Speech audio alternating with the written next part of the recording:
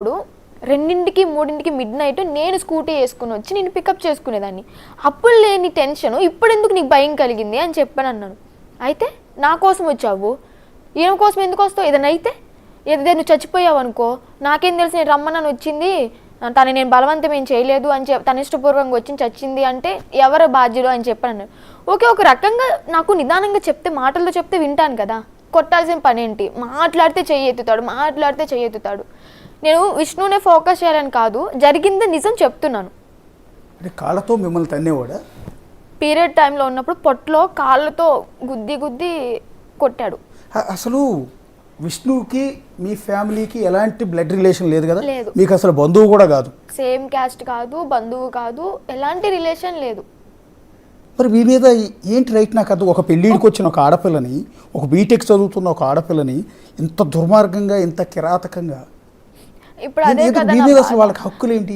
అదేమంటే నేను పెంచాను నిన్ను అని చెప్పాను, గాజు బొమ్మలాగా నేను పెంచాను అని చెప్పాను. గాజు బొమ్మలా అంటే ఒకసారి కొట్టిన తర్వాత మనసు ఇరిగిపోద్ది కదా. అదే గాజు బొమ్మలానే చూసుకోవాలి. తన ఇష్టాలు తనకి ఉంటాయి, ఇష్టాలు. ఆడపిల్లన్నాక ఇష్టాలు లేకుండా ఏమి ఉండవు కదా. నా ఇష్టాన్ని తన ఇష్టంగా చూసుకున్నాడు కాబట్టి అక్కడ నాకు నచ్చలేదు. నేను ఇంకా అన్న ప్లీజ్ నన్ను వదిలేసే, నా బతుకు నేను బతుకుతాను, నేను ఆమెతో వెళ్ళిపోతాను అని చెప్పాను. అది తనకి నచ్చక కొట్టి చాలా హింసించాడు. అంటే ఇప్పుడు మీ నాన్న ఉన్నారమ్మా, పాప ఆయన పేషెంట్ కూడా అనుకుంటాను. ఆయన ఎప్పుడన్నా కొట్టాడు మిమ్మల్ని? లేదండి, కోపం వచ్చినా కానీ తిడతాడేమో కానీ మళ్ళీ 5 నిమిషాలు అయితే వచ్చి మళ్ళీ గారాబం చేసి. ఏ తండ్రి కూడా ఇంకా తల్లి అన్నా చేసుకుంటుందేమో. ఎందుకంటే ఒకవేళ పిల్లలు తప్పు చేస్తే మందలించడానికి, భయపెట్టడానికి కొంచెం దీనికోసం కొడుతుందేమో. తండ్రి ఎప్పుడు చేసుకోండి. నాకు కూడా ఒక ఆడపిల్ల ఉంది. తండ్రికి ఆడపిల్ల అంటే మమకారం ఎక్కువ, భయం. ఆడపిల్లకి తల్లి అంటే భయం, తండ్రి అంటే ప్రేమ ఎక్కువ, ప్లస్ గారాబం కూడా. అంటే నానేమనడు, నీకు అమ్మ ఇష్టమా నాన్న ఇష్టమా అని అడిగితే ఆడపిల్ల నానిష్టం అనే చెప్తాను. ఎందుకంటే ఏ తండ్రి కూడా కొట్టడు. అలాంటిది అసలు మీకు ఫ్యామిలీతో సంబంధం లేని, అసలు నీ తండ్రి కూడా మీ మీద ఎప్పుడూ చేసుకోలేదు. అలాంటి వ్యక్తి నీ మీద ఈ రకంగా రైట్స్ తీసుకుని ఇంత దారుణంగా. మెయిన్ ఇక్కడ ఏంటంటే అండి, ఆయనకి ఫైనాన్షియల్గా కష్టమైనప్పుడు నాకు గోల్డ్ అంటే నేను కష్టపడి ఎప్పుడైతే 15 ఏళ్ళు ఆయన దగ్గర జాయిన్ అయ్యానో ఆ డబ్బు మొత్తం కూడబెట్టుకొని gold chain, rings, earrings మొత్తం చేయించుకున్నాను. పేరెంట్స్ చేయించింది కూడా కాదు. అవి తాకట్టు పెట్టి అంటే డైవర్స్ అయినాయి అనమాట వాళ్ళ వైఫ్కిను అతనికి. ఆ టైంలో మనీ కావాలి అంటే నా గోల్డ్ మొత్తం తాకట్టు పెట్టి ఇచ్చేసాను.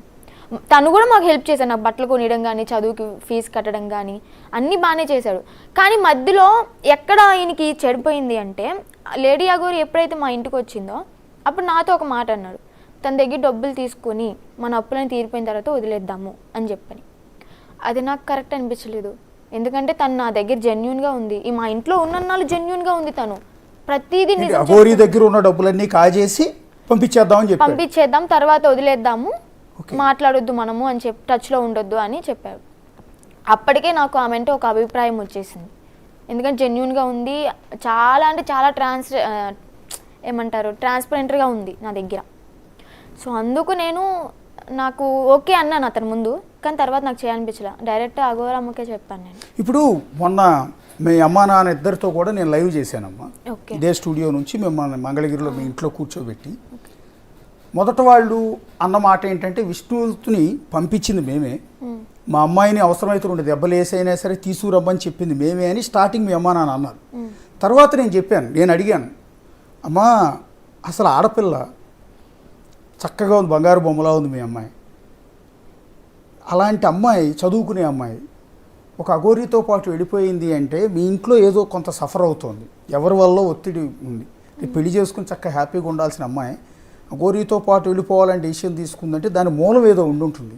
మీరు ఒక కన్న తల్లి కదా, ఏ రోజన్నా చక్కగా ఒళ్ళో పడుకోబెట్టుకుని కూతుర్ని అసలు ఏం జరిగిందో చెప్పమ్మా, ఎవరి వల్ల నీకు ఇబ్బంది ఉందని మీరు ఏమన్నా అడిగారా అంటే, మీ అమ్మగారు అన్నమాట ఏంటంటే, ఇప్పటివరకు అడగలేదండి, నేను కూడా అందరిలాగానే మందలిస్తున్నాను, నా కూతురు కదా దారిలో పెట్టుకోవాలి అని.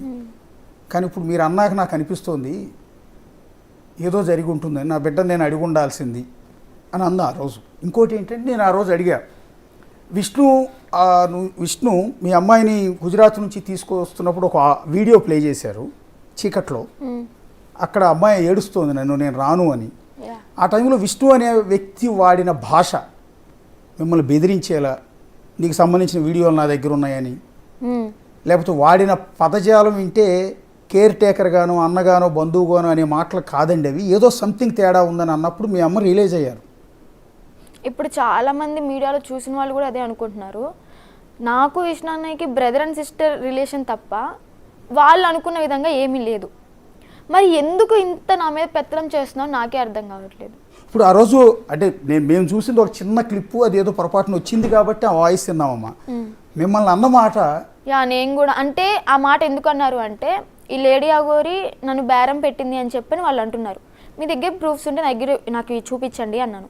ఆడియో రికార్డింగ్ ఏముంది వినిపిస్తామన్నారు. ఇంతవరకు నాకేం వినిపించలేదు. అంటే ప్రూఫ్ ఉంటే డైరెక్ట్ నాకు చెప్తే నేనే రియలైజ్ అయ్యి ఉండిపోతా కదా. వాళ్ళ దగ్గర ప్రూఫ్స్ ఏం లేవు, ఓన్లీ మాటలతో చెప్తున్నారు. మాటల్లో చెప్తే నేను ఎలా నమ్ముతాను? సరే, మీ అమ్మ గుజరాత్ నుంచి వచ్చేసిన తర్వాత అమ్మ ఏమన్నా మీతో మాట్లాడిందా? చక్కగా అమ్మ అసలు ఏం జరిగింది? లేదు, గుజరాత్ నుంచి వచ్చిన తర్వాత నెంబర్ 1 స్టూడియో వాళ్ళు టచ్లో ఉన్నారనమాట విష్ణు అన్నయ్యకి. వాళ్ళకి మాత్రమే నిజం చెప్పుకుంటూ వచ్చాడు.